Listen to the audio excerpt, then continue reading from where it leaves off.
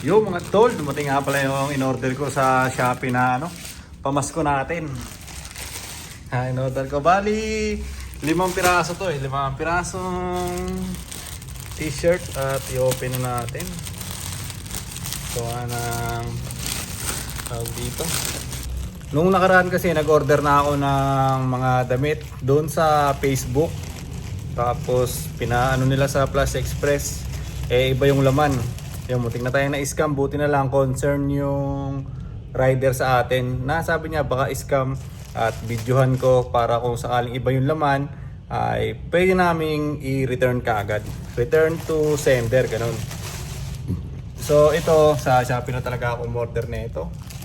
290 ng isang piraso, tapos 5 na kaagad yung binili ko. Mga plain black t-shirt, yung mga in-order ko na to. Yun dun sa sa una kong in-order dun sa Facebook ay mga pro club naman yon. Tapos ito hindi siya pro club pero marami siyang maraming umorder dito na na to. Sa link na to nasa 10k order yata at okay naman yung review niya.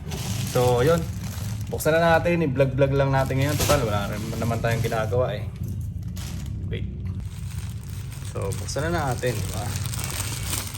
Yun. Sirahin na natin. Ganun din yan Mahirap wala tayong Okan. So mga tol, yung pumasko natin. Pumasko natin sa sarili ba? Yan. 3XL nga. As N Urban 5. Doon ko pala ito binili. Sa Urban 5 sa Shopee. So yan, 3XL lahat to. Pare-parehas lang. Lahat black. Isa, dalawa, tatlo, 4, 5. Yan, 3XL o oversize. Ano ba tawag doon? Oversize ba tawag dyan? Mga ganyan. Para hindi yung natin, chan, di ba? Isa, dalawa, tatlo, 4, diba? So yun, 5 na to siya. Natin, tama naman yung dumating. Sukatin lang muna natin. Nagpapatugtog pa sa labas ang tagal ko na rin kasi hindi nakakabili ng mga damit. Ang tagal ko na rin talaga hindi bumibili. Ayan. Yun sukatin ko na rin, di ba? Mahilig lang ako sa mga black lang, mga ganyan. Sakto lang 5 yung binili ko. So sa tingin ko okay siya. Sakto lang din yung haba. Yung tela niya ayos, hindi siya mainit sa pakiramdam. Komportable pa rin. 3XL. Dapat pala 4XL na pero sakto lang yung 3XL. Sakto lang sa atin. Yun mga tol, ito na nga yung binili ko na. Bali 5 tong in-order ko. 1,095 lang lahat. Kasama na yung libre lang yata yung shipping fee nito. So sulit na yung pamasko natin, di ba? 5 na kaagad to. Parang gusto ko pa nga bumili pa ng kahit 5 pa siguro, di ba? Para may 5 pang araw-araw, 5 pang alis, di ba? Kahit saan dun pwede. Gusto ko rin kasi yung may damit ako. Wala pa kasi akong damit. Ang tagal ko nang hindi bumibili ng damit talaga Kaya yung pansinin nyo yung vlog natin. Sa vlog natin ay paulit-ulit lang yung mga damit ko. Paulit-ulit lang talaga Yun talaga yung Kaya sabi ko, ang tagal ko na rin naman hindi bumibili ng damit. Baka pwede na bumili ako ng damit kahit 5 piraso. Tignan ko muna yung quality. Pag okay siya, nagustuhan ko, pwede pa ako umorder ulit, diba? So sa tingin ko sa mga susunod ay bibili pa ulit ako niyan. Para may susuotin tayo pag bigla kang aalis, diba? Pupunta ka ng mall, binigyan ako ni Utol ng mga short, diba? Binigyan ako ng mga short. So meron na akong damit, te-eternohan natin. Ganun lang yung pormahan natin mga tol, diba? Halaga 219 plain t-shirt, napaka-solid na ito. Maganda yung tela niya. So yun, nandito nga ako sa shop. Yan, nasa shop ako nagbabantay. magkano na rin yung benta natin ngayon. Yan, magkano na rin yung benta natin, nasa 6.8. Nung nakaraan, kahapon 9k yata yung nabenta natin. 9k yung nabenta natin. 9,700 kahapon to. Nakaraan 6.3, 7.8. Paiba-iba. Ito 10,000, 7,000. So paiba-iba yung benta natin dito. Nandito tayo sa shop, maghahapon na. Mag-aalas 6 na ng hapon. Yun, nag-vlog-vlog lang ako kasi meron din tayong free time ngayon. Tapos na ako magpataya ng ending. Wala nga palang laban ngayon. Bukas pa yung ending. So, yun, sa palagay ko, hindi na rin muna ako uwi ng Quezon City para mag-celebrate ng Pasko doon. Magbabantay na lang ako ng shop. Double pay pala pagka magbabantay ka ng shop. 1,000. 1,000 yun. Di ba? Sayang din yun kasi iniisip ko kasi uuwi ako, magsasaya ako na pamasahe.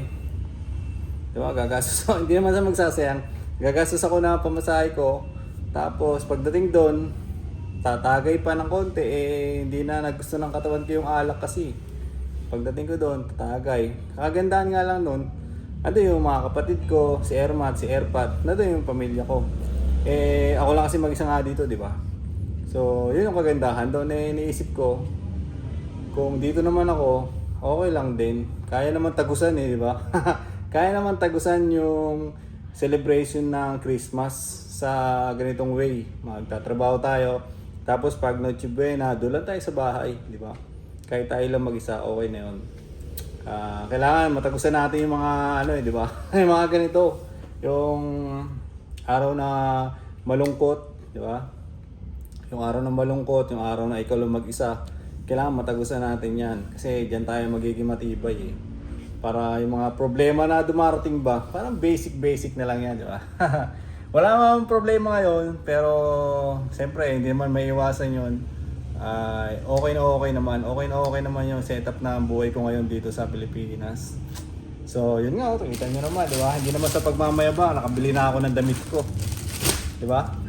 Nakabili na ako ng damit ko. Hindi ko naman yan sa binidyoan para iyabang ko na mayroon akong bagong damit. Sa akin lang, reward lang yon sa sarili ko, di ba? Kahit pa paano, hindi naman mabigat yung 1,000, di ba? Para sa atin. Sa iba, siyempre, mabigat yung 1,000. Pero kasi yung mga branded na damit, mga tol, nagkakahalaga rin yan ng 1K pataas di ba?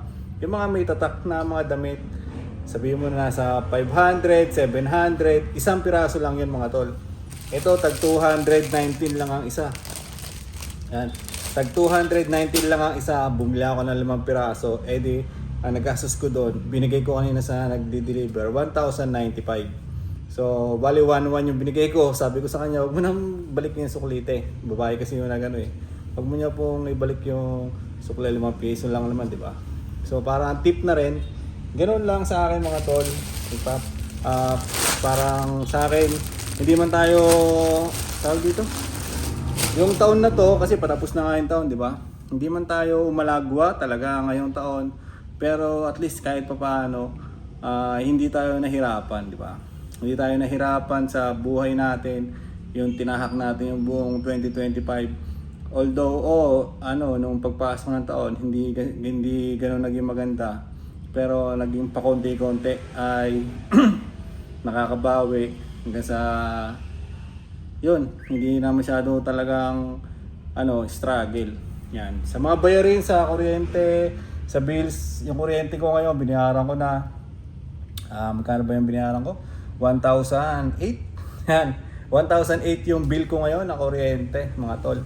Malaking bagay talaga yung pinatay ko na yung rep. Diba? Yung refrigerator, pinatay ko na siya. So, isang buwan na wala na yun. 1,000 lang yung natin, babayaran. Binayaran ko na nga siya nung nakaraan sa GCash. Yan, through GCash yung pagbayad ko. So, yun lang sa akin mga tol. Ano pa ba yung sasabihin ko? Nakipagkwentuhan lang ako ng konti. Parang nag-update lang ako kung ano yung nangyari sa akin. Gawa ng nung mga nakaraang araw ay medyo busy talaga tayo. Kasi siyempre alam niyo naman pag magpapasko, di ba?